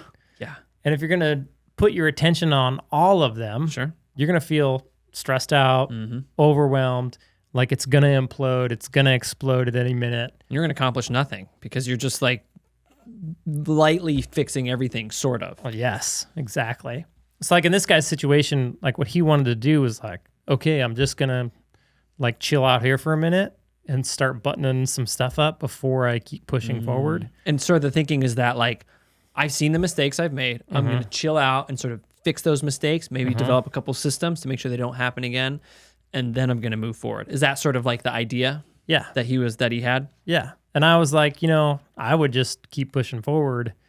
And I would do everything I could to, and what it was is he was thinking about not replacing that technician, right? I'm like, you got the work for him, replace him. Like, put somebody else in there. You got the work for him like right now. Yeah. It's like, I would definitely get a new guy in there, get that going, and then I would go back to what I was doing. It's like for him, that would be the most important task at hand. Yeah. Getting another guy to fill those shoes so that he doesn't have to fill those shoes, so that he can then go work on the things that he actually needs to work on, right? But instead, he was focused on all this other little stuff, right? So I know I've done this. Sometimes like those little tasks, those are just distracting me from the hard thing that I know I need to do, but I might not want to do. Exactly. So when I worked at the air service, there would be conversations I needed to have with my coworkers that might have been, hard conversations to have, whether regarding performance or issues. And I would then distract myself with these other tasks so I didn't have to go do the hard stuff. And yeah, those tasks were like kind of cool. Sometimes I totally just made them up just to be like, I should probably do all computer work today. Yep. Just because I didn't want to go deal with this. Yeah. And then at the end of the day, what's silly about it is I still had to deal with it. And it's usually not that bad when I did do it. But it's like we can distract ourselves to not do the hard thing. So even in this situation that you're talking about, like, yeah, it's probably a lot of work and a lot of like brain power to go and hire another guy. Yeah. You just had an emotional moment where you're like, dude, I had to let this guy go. That sucks. Yep. That's always emotional. It's never fun, even if it's completely justified. And so then to go, now I just have to go right back into that same like headspace and find a person, interview them, run through this hard process to then potentially be let down again. So it's easy to be like, you know what? I'm just going to let myself breathe a little bit. But that's where you having that time to pull back and be like, dude, are you just really letting yourself breathe? Yep. Or is that just a hard thing that you really don't want to do right now because it's tough? Yeah. If you're staring down the gun and there's hard stuff, like if there's stuff that you just don't want to do, it's probably the thing you need to do the most, dude, right? Yeah. Mm-hmm. I remember I was on this job and we were putting new boilers in this building. Bigger boilers, they had to upsize the stack, or maybe they had to downsize it. I don't remember. Different kind of boiler. I think they had to downsize it. And they were like, the general contractor, we'd been waiting on them for weeks to get this new stack in so that we could get the boilers fired and running, right? And he'd been avoiding it and avoiding it and avoiding it. And he kept being like, man, I really don't want to do this. It's going to be such a pain in the ass. And then he's like, okay, today we're doing the stack. And then like 2 hours later, he had the stack in. And he came to me and he's like, dude, I've been avoiding this for like months. I've been just dreading this. And then I got it done in 2 hours. And I was like, yeah, it's kind of funny how that works, isn't it? He's like, yeah, usually the things that I'm dreading the most are the things that should probably just get done. And they're usually not as bad as I think they are. And it's the things that I think are going to be really easy that end up taking all of my time. And usually those things that are really easy, I probably didn't even need to work on in the first place, right? So yeah, I think there's a lot of validity in going, okay, what's the thing I'm avoiding doing? Yeah. And then going, I should probably work on that thing because I'm probably avoiding it for a reason. Yeah. Right? And then what's cool is like, once you do the thing, you then go, you have a category in your mind like, oh, that particular task actually wasn't that bad. So so for me, like creating videos for training for like anybody in our organization, it's like, oh, this is such a pain. I got to like go make a video. I got to like talk about it. But then like once I do it, I'm like, oh, wow, that took 10 minutes. Like it literally took 10 minutes. I just talked about stuff and then like went through a thing. And I'm like, okay, done. Put it on a spreadsheet. Say to the guy, hey, here's the thing. And you're like, that's the thing that I was like dragging my feet on. Usually what happens to me is I go make it and then I get into it and I'm like, wait, I don't even know how to do this. And so I got to figure out how to do it first. Yeah. And so I have one video that's like me going, I don't know how to do this. I actually had to reshoot a video because I was like, all right, let me get into this thing. And I started talking, I'm like, wait, why is that? And I started to think about it. I was like, hold on, I'm just going to remake this. Give me a second. And like remade it and like, oh, this is actually how and why you do this thing. Yeah. But even still, like then everybody thinks you're really smart because they're like, man, this guy knows a lot of stuff. Yeah. Meanwhile, they should have seen the first 3 videos you sent. But like even at the end of that, it feels daunting. But then you get through it and you're like, oh, that was really easy. And now the next time I know, I'm like, oh, I got to shoot a video for this and make a thing. I'll just go do it. That's how growing your plumbing business is. It looks and feels daunting and intimidating and impossible, and it feels like that guy with that stack for that boiler times 1,000, right? Yeah. But the reality is it really isn't that bad. Yeah. If you can just be like, you know what, I'm gonna actually get to work on this. Yeah. And stay committed to it, you'll be surprised at how quickly you can put it together, how fast you can start making money, how much money you can make, and like how well the system works, right? That system that I talked about earlier, like, oh, I just spend money on marketing and I get phone calls, my CSRs turn them into jobs, and jobs turn into a guy going to somebody's house and billing them money and money in my bank account. Like it's that simple, right? Yeah, there is always optimizing you can do. You can always make it better. There's lots of little tweaks you can do.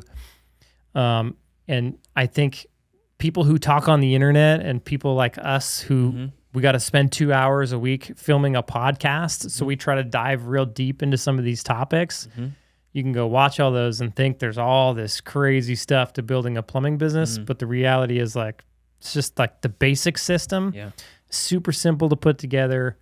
You can do it relatively quick and you can start making money fast. And then once you watch that system work, it's like faith in it. You start to have faith in it, right? And I'm really just getting to this point of, I've probably been there like the last 6 months where actually I'm still surprised to this day at how well it works, right? Because it is a relatively simple system and it's something that I put together. Sure. And I'm not the smartest, most qualified person in the world. And I didn't know what I was doing. And I didn't have it wasn't like this thing that was premeditated and I had this master plan and I executed it. You mapped it out in your morning routine to the T and strategically I was just like it. going and being like, oh crap. I was like, we got to fix this. Oh crap. There's this thing I got to put in place, right? I got a problem. Maybe there's a solution for this. Oh, there is. It's this. Okay, right. I guess I got to figure that one out. Exactly. And it didn't take that long, right? It really didn't. It went really fast. And I don't remember where I was going with this, but that's right. I'm just not having faith in it. Like 2.5 years in was the first point I was like, it's funny because I say this all the time. There's those times in your business where you shouldn't relax, where you feel like you can for a second. You're like, it's working. I did it. But then literally like the next day you're like, it's all going to implode. Yeah. You have a shift and you're like, wait a second, actually it could go away. Uh-oh. Yeah. Yeah. Something happens and you're like, this is all going to go to hell. My whole business is going to fail I'm screwed. Yeah. And then the next day you're like, whew, this is working, right? It's an emotional roller coaster. But as it goes, so it took me about like 2.5 years, and I'm like, dang, this is like working. Yeah. And I say that more often than not now. I'm like, I look at like, I'll have my meeting with my general manager at the end of the week, and I'm like, dang, it's working again. like this is weird, dude. It's just going. And your general manager's probably like, yeah. Because he's in the day-to-day, so he's like, yeah, Jared, he's like, it is. Yeah, I'm freaking pushing on it. Yeah. Yeah, exactly. It's like, it's working because I'm doing all the damn work. Thanks to you. Yeah, you're just over there in Florida. Yeah. No, I don't think he's saying that. No, he's not saying any of that. I think he's pretty happy with having a cool job, making good money. Yeah. But yeah, you start to gain that confidence in it. It still blows my mind how well it works because it is a relatively simple system. Yeah, we've done a lot of tweaking on it. We still continue to tweak it, but at the end of the day, it's a pretty simple system. Yep. Right. And really the obstacle is like, how well can you implement the system? Yeah. And you don't even have to do it that well. Sure. Right. And it'll work. Maybe how consistently can you... If you can just get people to call you that want their plumbing fixed, and then you can just book the job and send somebody there, and that person can be polite to the other person and like give them prices and solutions to their problems. And your price to get enough money back so that you can go buy something else for your business. Exactly. You can actually afford more marketing to get more customers. Then you got yourself a nice little circle going. Right. And that circle will work. It's worked for me for 3 years now, and 3.5 years. And it just, it works for other plumbing companies. And the core system there that is in place has worked like any successful plumbing, like residential plumbing service business in the United States right now is using the identical system that I'm using. Right. Which used to like bug the crap out of me. I used to always like look at things and go, I'm going to do it different. Yeah, I'm going to have the secret sauce way. I'm going to innovate this space, right? Yeah. But reality is like, there's a proven system. Just use the dang system. Yeah. Right. It's like people who get software for their business and they try to use it. I think we talked about this before. To innovate but the it's software, I don't like how the software does this thing. This is you could get Service Titan. It's a residential service plumbing software, right? That's what it was designed for in the very beginning. So it's designed to be used in a certain way because if you can run your business in that certain way, it's a really good way of doing business. Right. It's a time-tested, proven Yeah. way of doing your business, Yep. right? And so they built the software to help you do that just even better at another level, right? Mhm. And you can like try and find all these workarounds in the software, but why? Yeah, you're probably just hurting yourself by doing so. Totally. Yeah. Yeah. It's like just do it how the software tells you to do it, and you're probably going to be pretty successful, Yep. right? Yep. Silly. So point 2 was don't get in the weeds with problems that you might not really need to be focusing on. Yeah, don't listen to our podcast and listen to us talk about optimizing your CSRs or any of this stuff and take it and go, oh, I need to go work on this thing in my business. Right. Like, Especially if maybe- there's something else that you should be doing. yes, maybe you're at that point and you do need to go optimize your CSRs or optimize your technicians or provide more training in this area and do some of the things we're talking about. It's not that I wouldn't listen to those things. I would listen to them, gain that knowledge, right? And store it in the back of my head. Right. Right. go, Sure. Cool, that's interesting. Okay. But I would still be not taking those, not listening to a podcast, going back to my business and going, we got to change this. Yeah. Because I just listened to this thing, and this And is where then we should be focused. Next week, listen to the podcast and I go, we got to change this. Yeah, right? sure. I would be taking that time to identify what are the things that I need to work on, right? All while listening to podcasts, watching YouTube, reading books, learning valuable information that's going to make you a better business owner, but not focusing on little details that you don't need to worry about right now. Yeah. Especially if you don't have the bigger picture in place yet. Yeah. Right? If you don't have the bigger picture in place and nothing is really like super broken in the business that you have now, then don't fix it. Like don't fix it till it breaks. Yeah. Then go in and go, this is broken. Let's fix it. And a lot of the times, like, it's hard to understand knowledge. It's hard to understand knowledge gained if you don't have a direct application. So, like, if you don't have, like, CSRs going, then when you're like, okay, well, I guess I got to get a CSR and all, it's like, well, hold on a second. Like, this will make sense when you have a CSR. And then you can move into that space. Yeah. Or when you're like Tommy Mello getting thousands of calls a month. Right. That 10% is worth a lot more money than Right. the guy who's getting 10 calls a month. Right. And that optimization really pencils at that moment. Right. But at the earlier stages, it's not going to pencil in the same way. There's Right. other higher leverage things you can devote your attention to. Right. Like I still go watch podcasts and Yeah. I just continue to learn. Like I go watch everybody who's got anything about plumbing and I'm watching it Right. because I want to learn it because I want my business to be the best. Right. So I watched one the other day where Tommy Mello's talking about, if you haven't hired a CFO in your business, you need to hire one. Right. Chief financial officer. And he tells a story about how his chief financial officer came in and they just restructured the way they were doing something and it generated an extra $1.6 million in revenue. Oh, wow. Yeah. Right? Just profit, right up, like Sure. bottom line profit in his business, just restructuring like this simple little thing. But that worked for him because it's at such a large scale, right? Yeah. And so for me to go hire a CFO would be silly because my business doesn't have room in Yeah. it to hire a CFO. Yeah. And the impact that they would have on my numbers wouldn't be as great as the impact they're going to have on Yep. Tommy Mello's numbers, right? But it's even a cool thing to know in your head because then it puts a category of like, oh, yeah, CFO. Yeah. Right. there is a time I'll and put place that for that. category in place. Yeah, like Yeah. I would imagine you get to, like right now, like me and my general manager are our CFO. We dig into our numbers, we understand our numbers, and we have time to do that.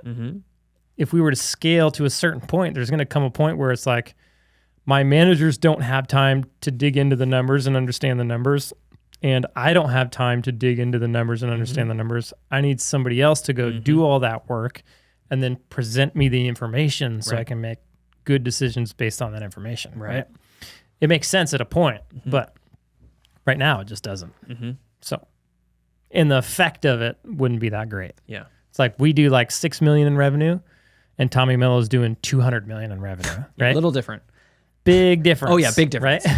Big, huge difference. Even for somebody who's like just starting out in their business, looking at me doing 6 million in revenue, it's a big difference in like things you should be working on, right? So, yeah, don't get bogged down in the little details. Yeah. Don't worry about things that don't matter right now. Yeah. Worry about the things that matter right now, the things that are going to push you forward in your business, the things that are going to keep rolling that ball up the hill, getting you to where you want to go. And then when you get to where you want to go, or to a point where you have to do those things to keep it rolling, then do those things. Right. Yeah. Be okay with mess too. Yeah. Yeah. It's not all going to be, it's probably rarely ever going to be perfect Never. in line, because you're dealing with people at one level. So even when you have like the systems, like even for you right now where your systems are good and your people are good, the people are still there. They still messed up the system so that you have to have people are such a pain in the ass. Yeah, they're like, because you have a great system and you're like, if you just follow the system, but then the people are like, wow, sorry, Jared, I had a bad burrito and, that made me, I did this at the house and whatever. And they're just people. So that's always going to screw up your perfect picture of your business plan. Yeah. I was watching Gary Vee today, and I watched a really good clip by Gary Vee. It was like, man, this is so true. He was talking to his staff, the leaders in his company, so the managers and stuff. And he was telling them this analogy, like, okay, he like said, everybody in this room, and he like said their names, and he's like, imagine this scenario. It's all of us, right? All 12 people here. And we're going to enter into a basketball tournament against, I don't know, LeBron James, named some other basketball players, like 3 or 4 basketball players. They're like, what do you think the score is going to be at the end of the game? And one of his employees is like, first one to 50 points wins.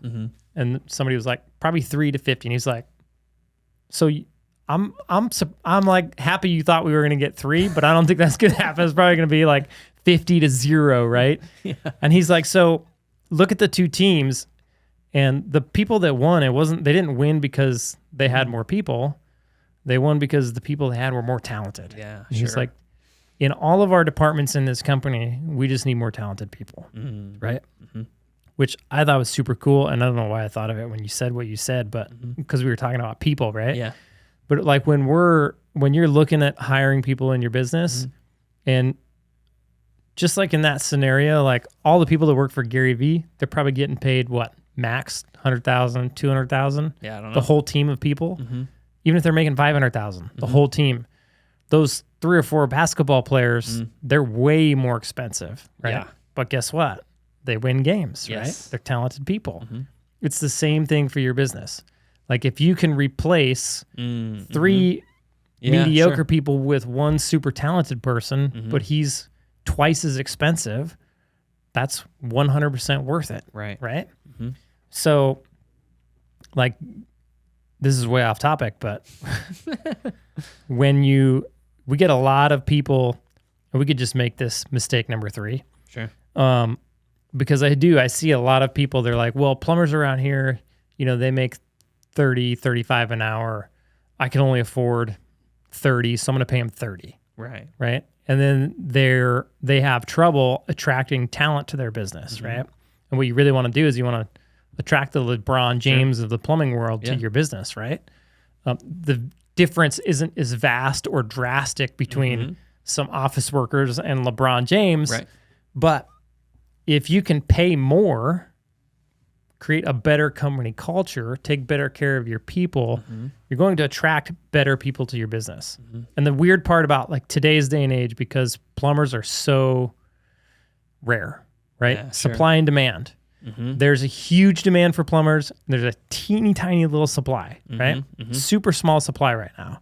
And it's only getting worse. Yeah. It's only going to continue to get worse until we start actually paying plumbers well enough where people are willing to become a plumber. That's feasible. For the pay.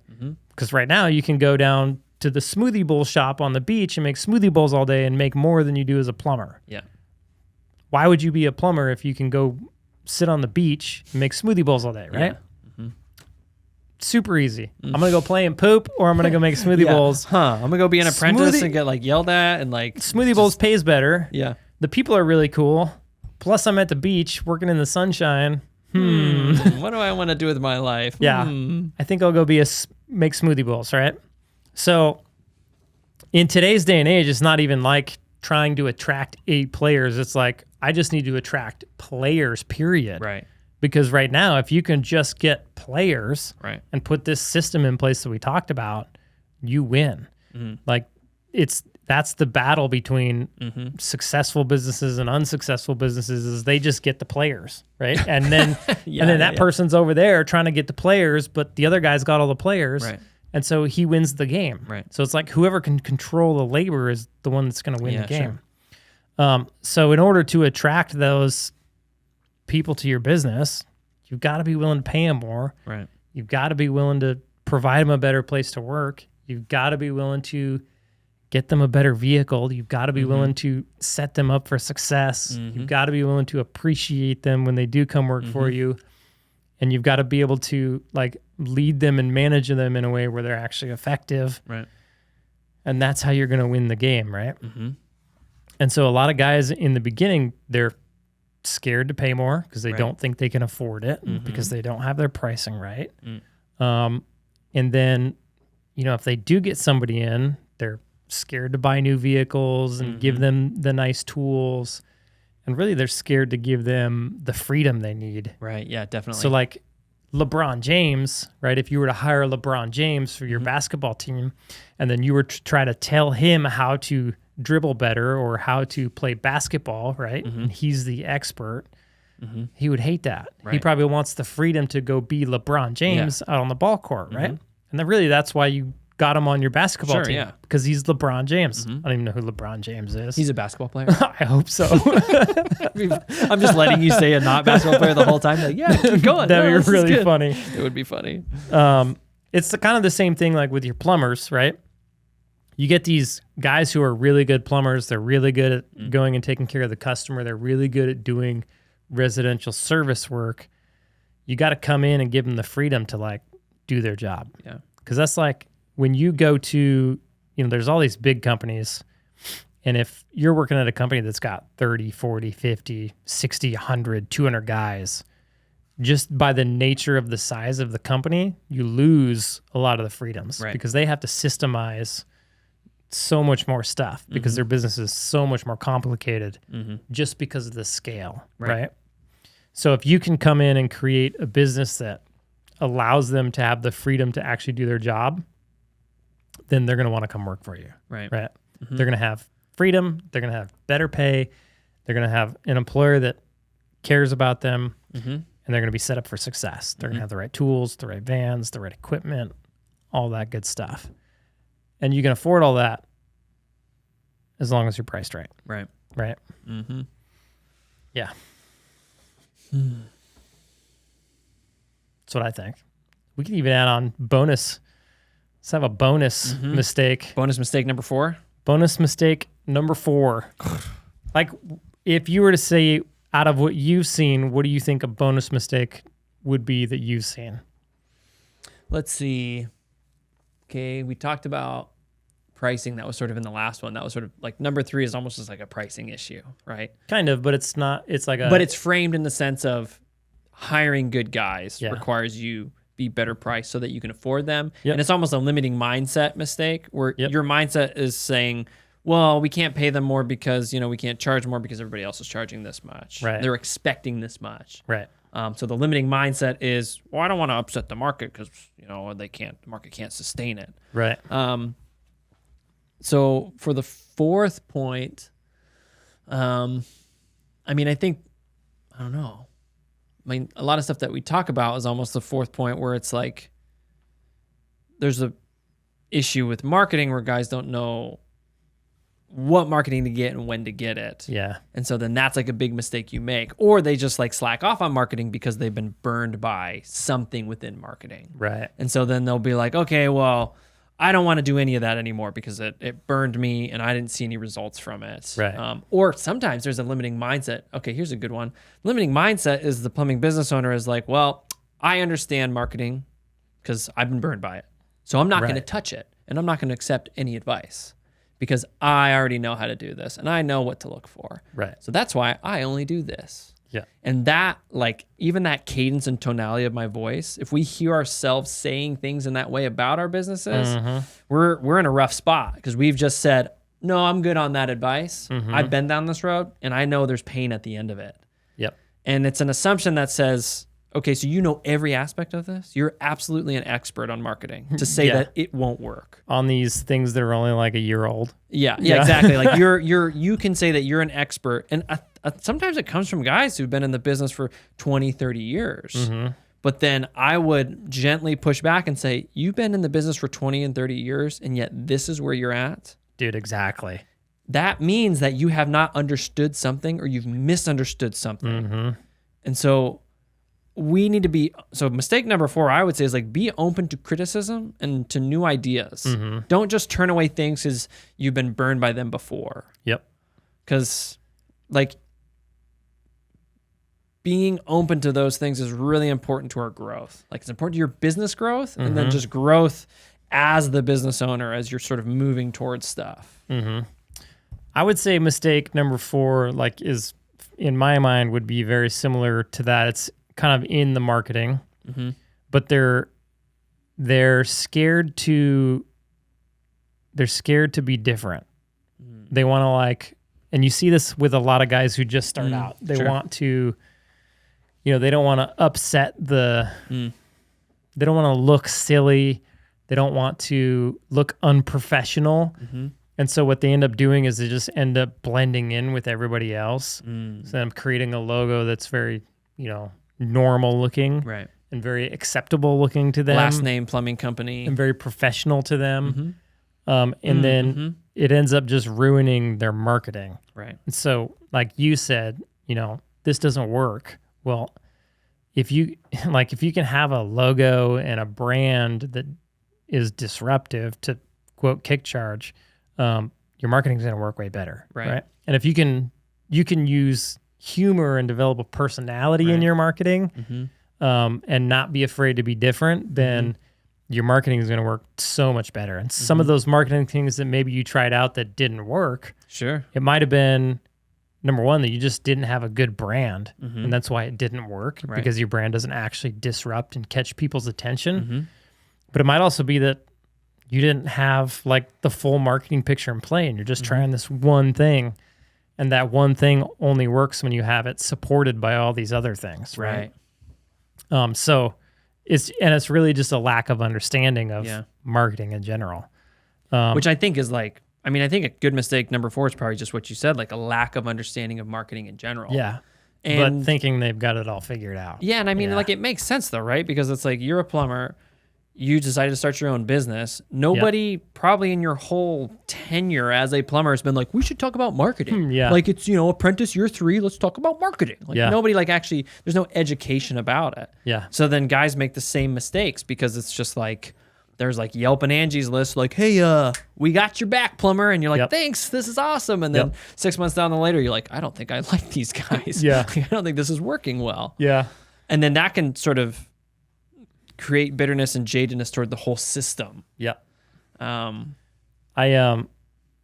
was watching a podcast earlier today, and it was I think it was Tommy Mello's garage door event, and the guy who owns, it's Rhino. I think it's I don't know if it's Rhino Home. I don't know what it is. He does marketing for home service companies, specifically plumbers, electricians, HVAC, and garage door. And he's got the podcast.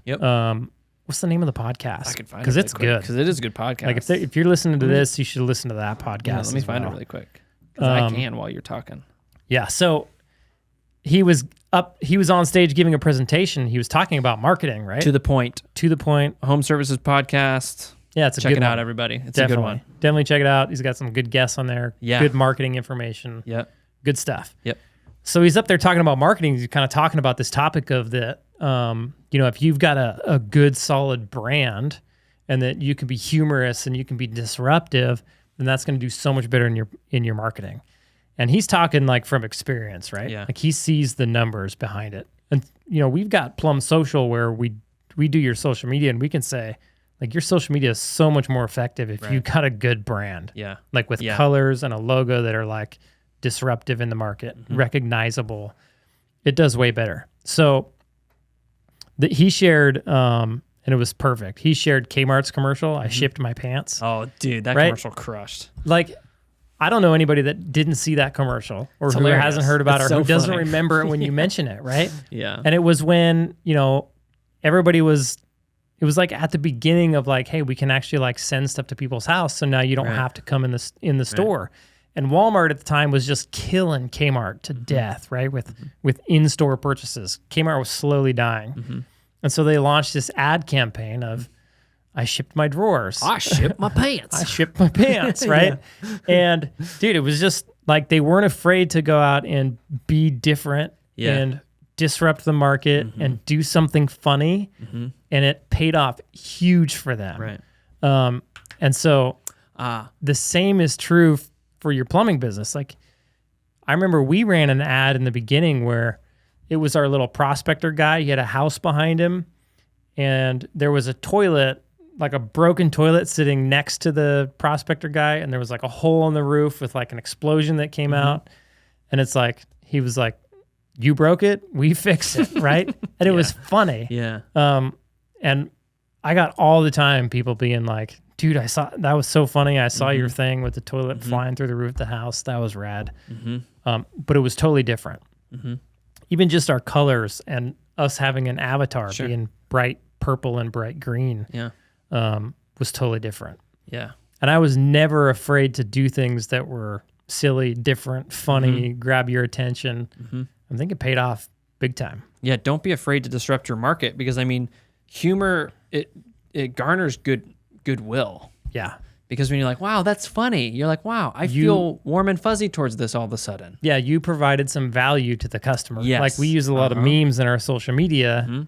And I think that when you use that meme, number one, it gets them to stop scrolling. It catches their attention. And then when the meme is actually funny and they read it, you just provided them a little bit of value. Yep. Right? Value comes in the form of entertainment. Yes. So now you've given them something for free and they have a good feeling about your business. And to me, that's super valuable. Yeah. And so when you feel the inclination to post like plumbing jobs that you've done and pictures of things, like it's valuable to you because you can see it as a good job. But it won't stop the scroll and it won't actually be different because that's the natural thing is like, this is my work.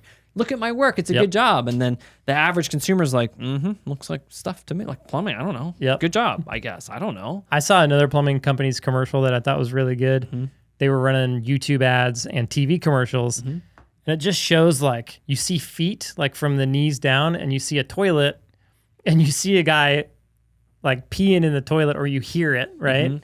And then you see him flush the toilet and then it starts to like overflow and fill up the bathroom and then he like moves his feet and it's all wet. And then it's like scrolls down. I think it's Smedley Plumbing. Like hit their logo, scrolls down and goes, should have called Smedley. And it was just like you're because you see the ad and you're just like, this is a weird angle. What's of like somebody here? in a bathroom and this guy's peeing. Like what? And all you hear is the tinkle of the pee. You know. And you're like, what is going on? And then he goes and flushes, and then the water comes out, and you're like, uh-oh. Yeah. And then it's like, should have called Smedley. It's like, good one. Even like Ben Franklin's ads. Ben Franklin's ads are funny because are it's they? like, I don't know if I've ever seen one. So because I had a conversation with the Ben Franklin franchise about Plum Social, and I was like watching their ads beforehand. I was like, these are pretty funny because they're franchised, so they have the money to do these TV ads.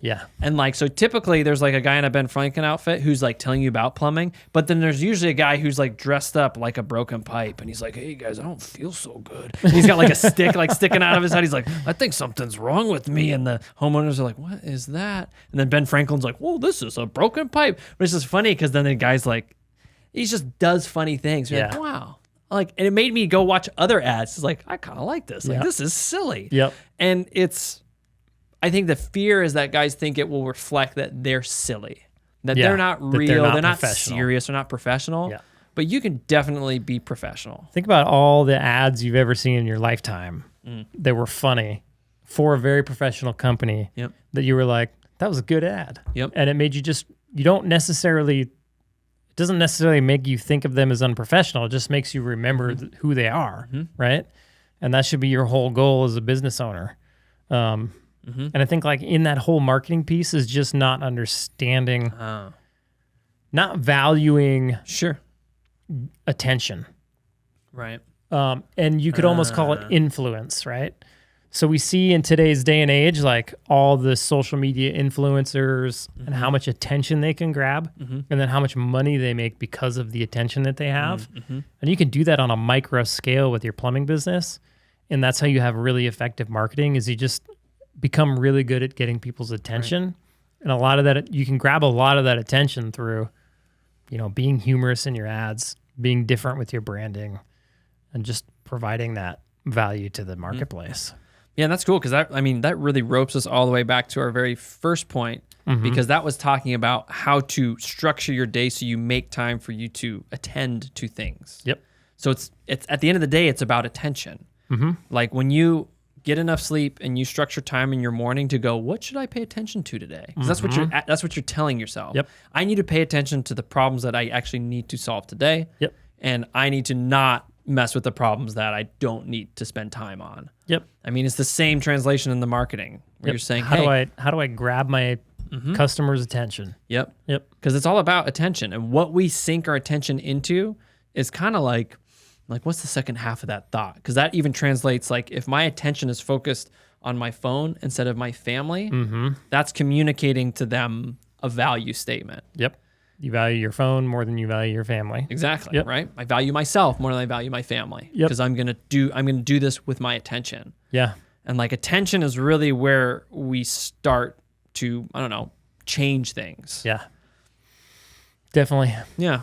So mistake number 1, what did we talk about? Dude, I don't know. Well, that's what you're here for. So mistake number 1 was like not actually structuring your life in such a way that will lead to success. Yeah. Mistake number 1 was really just not setting yourself up for success. Yeah, totally. Right? Yeah. But instead creating habits that are actually setting you up for failure. So let's flip those habits around. Let's go to bed on time. Let's journal in the morning. Let's eat healthy. Let's exercise. Let's create those habits so that you can set yourself up for success every single day, habitually, right? Yeah. And then you can go into number 2, which was... Dude, I don't know.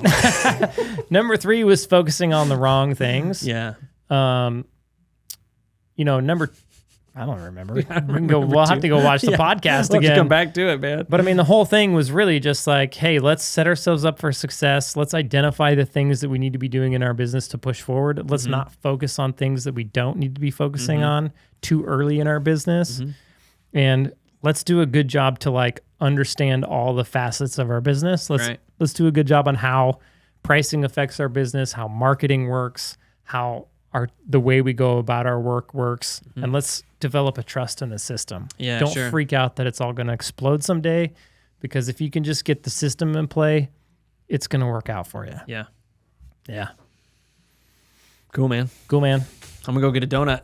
Okay. See ya. See you, Holmes.